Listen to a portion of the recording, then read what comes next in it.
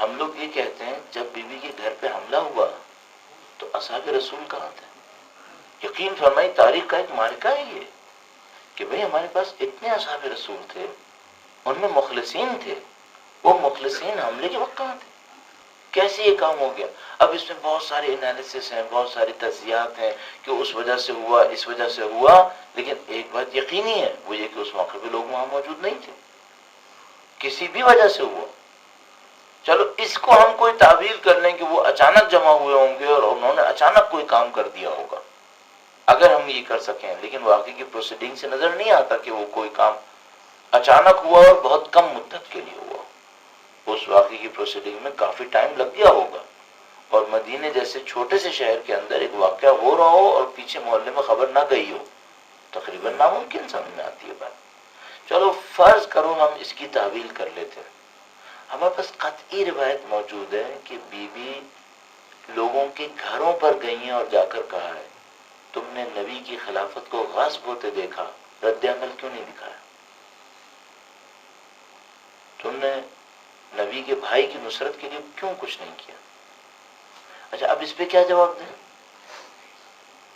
کیا be be in لوگوں کے گھر گئی ہوں گی جن سے مدد کی توقع نہیں تھی؟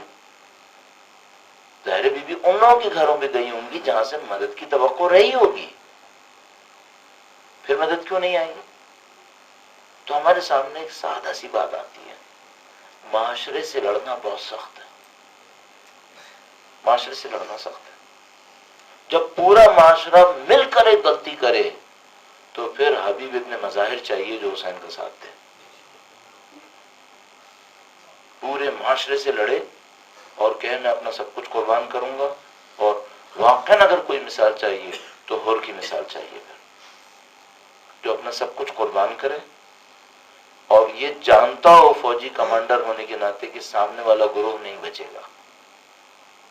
شاید کوئی عام آدمی آتا تو ہم یہ ایزیوم کرتے کہ اسے پتہ نہ چلا ہو کہ کتنی کریٹیکل کنڈیشن ہے، لیکن وہ فوجی کمانڈر تھے، وہ اپنے کام کے ماہرین فن میں سے تھے، اس ماہر فن کو یقیناً پتا تھا کہ اس لشکر کے ساتھ کیا ہونے والا ہے، ان کو بہت اچھی طریقے سے اندازہ تھا، اور اس کے باوجود وہ ادھر آئے پورے معاشرے سے لڑتے ہوئے، جن چیزوں کو ہم لوگ کہہ رہے ہوتے ہیں، معاشرے سے لڑ گئے، اپنے کیریئر کو قربان کیا، اپنی وابستگیوں کو قربان کیا، اور سب کو قربان کرنے کے بعد صرف ایک کام کیا، وہ کیا؟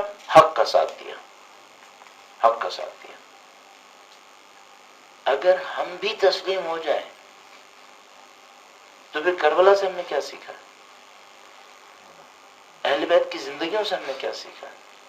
تو ایسان محترم یہ وہ مارکا ہے جس کے اندر ہم لوگ ہیں، اور اگر ہمیں بیوی کی حیات طیبہ سے سیکھنا ہے، 10 پیغامات کہے جا سکتے ہیں، میں نے اسی لیے شروع میں آپ کی خدمت میں عرض کیا، پرائرٹی کے اعتبار سے، اولویت کے اعتبار سے بھی یہ ٹاپ پہ شاید نہ ہو، اور بہت سارے پیغامات ہیں۔ دوسرا پیغام جو مصائب سے بھی مربوط ہے وہ یہ کہ کوئی کمزوری کے عالم میں ولی خدا کی نصرت کیسے کرتا ہے، یہ بی بی کی زندگی کا عجیب پہلو ہے۔ ایک دفعہ انسان طاقتور ہوتا ہے اور ولی خدا کی نصرت کرتا ہے، حجت خدا کی نصرت کرتا ہے۔ حجت خدا میں نبی بھی شامل ہے، امام بھی شامل ہے۔ کوئی طاقتور ہوتا ہے اور حجت خدا کی نصرت کرتا ہے، اس کی طاقت بہرحال اس کے لیے ایک سہارا ہوتی ہے۔ مثال کے طور پر حضرت حمزہ نے اللہ کے نبی کی نصرت کی، کوئی حضرت حمزہ سے لڑ بھی نہیں سکتا تھا، ان کے پاس طاقت تھی، لیکن بلال حبشی نے رسول خدا کی نصرت کی، بلال حبشی کو بہت سہنا پڑا، کسی نے حضرت حمزہ کو ہاتھ بھی نہیں لگایا، ان کو پتا تھا حضرت حمزہ طاقتور ہے، ان کی شخصیت کا ایک روپ تھا، لیکن جب بلال حبشی نے کہا کہ میں خدا کا ماننے والا ہوں تو بیچارے کو پیس دیا گیا، مصیبتوں کے پہاڑ توڑ دیے۔ سب کی ہر چیز کا ایک اجر ہے، ہر چیز کا ایک اجر ہے۔ کوئی کمزوری اور ضعف کے عالم میں ہونے کے باوجود حجت خدا کا ساتھ دے دے۔ اب کوئی انسان بیوی کے مصائب کو ان کی گہرائیوں میں جا کے کیسے بیان کر سکتا ہے؟ انسان صرف اتنا سوچے، بنت رسول اللہ در و دیوار میں پس گئی ہے، محسن دنیا سے رخصت ہو گئے ہیں، اور بی بی ابھی بھی امیر المومنین کا دفاع کرنے آ رہی ہے. نہیں معلوم یہ کون سا پہلو. آیا انسان کی زندگی میں اس سے بڑھ کر کمزوری کا کوئی لمحہ ہو سکتا ہے؟ ہر طرح سے ضعف ہے، ہر طرح سے کمزوری ہے کہ وہ صنف عورت ہونے کے ناطے ایک صنف ہے جس کے اندر شمشیر نہیں ہے، جس کے اندر جنگ نہیں ہے، زخم انتہائی کاری ہے، جس کو دیکھ کر بعد میں مولا امیر المومنین امام اتار کے ماتم کیا. بچے کی شہادت ہوئی ہے، عورت کے اوپر ضعف کا ایک عالم ہوتا ہے. اس عالم میں جب وہ ملائین گھر کے اندر گھسے ہیں اور امیر المومنین کو لے جانے کی کوشش کی ہے تو بیوی نے امیر المومنین کے ہاتھ کو تھاما ہے اور کہا جب تک مجھ میں طاقت ہے میں علی کو باہر نہیں لے جاتا. ہمارے پر بہت ساری روایات موجود ہیں ان مظالم کے بارے میں جو بیوی پر روا ہوئے ہیں.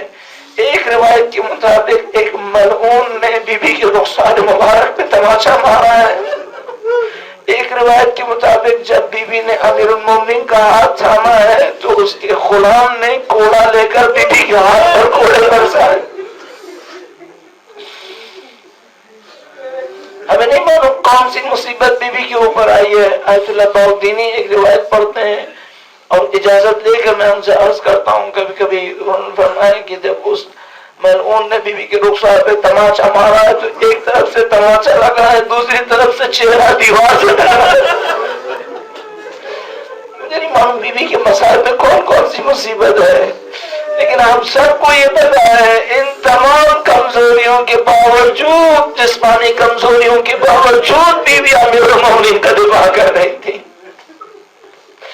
اور جب تماچا لگ چکا، کوڑے لگ چکے اور امیر المومنین کو لوگ گھسیٹتے ہوئے باہر لے گئے، اس موقع پر بھی بیوی گلی کے اندر تشریف لائی ہے اور بلند آواز میں ندا دی ہے کہ اگر تم نے علی کو نہیں چھوڑا تو میں باہر کھول کر اپنے بابا کی قبر پہ جاؤں گی. امیر المومنین چاہتے تھے کہ اگر سیدہ نے اپنی دھمکی پر عمل کیا، جو بھرمارے اگر کر دیا تو پھر روئے زمین پر کچھ نہیں بچے گا. لہذا امیر المومنین سیدہ کو قسم دیتے ہیں ان کے حق کی، ان کے والد کی، اور کہتے ہیں کہ آپ گھر میں تشریف فرما رہی ہے، آپ اس قوم کو بد دعا مت دیجیے گا. اگر بیوی کی بد دعا کو لے لیتی ہے قوم تو اس کے بعد جو کچھ ہونا تھا وہ ہمارے پاس بس ایک روایت موجود ہے. جب بیوی دربار کے اندر تشریف لے گئی ہیں اور جو زندگی کا لمحہ ہے وہ کتنا سخت لمحہ ہے. راوی کہتا ہے سیدہ جوان گئی ہیں اور بوڑھی ہو کر واپس آئی ہیں. جب بیوی دربار کے اندر خطبہ ارشاد فرما رہی تھی تو لوگ رونے لگے. رونے والوں میں سے ایک رونے والے نے کہا کہ میں نے مسجد نبوی کے ستونوں کو زمین سے بلند ہوتے دیکھا ہے. امیر المومنین کے سامنے بعد میں کہتے ہیں کہ کوئی کہہ رہا تھا کہ اس نے بیوی کے خطبے کے دوران مسجد نبوی کو بلند ہوتے دیکھا ہے، تو کہہ رہا تھا کہ میں ڈر رہا تھا کہ کہیں مسجد نبوی پامال نہ ہو جائے. مولا فرماتے تو نے صرف مسجد کو دیکھا ہے، ہم نے پورے مدینہ کو بلند ہوتے دیکھا ہے. تو یہ کیا پتا سیدہ کا مقام کیا ہے. اگر بددعا دیتی روئے زمین پر کوئی انسان باقی ہو جائے.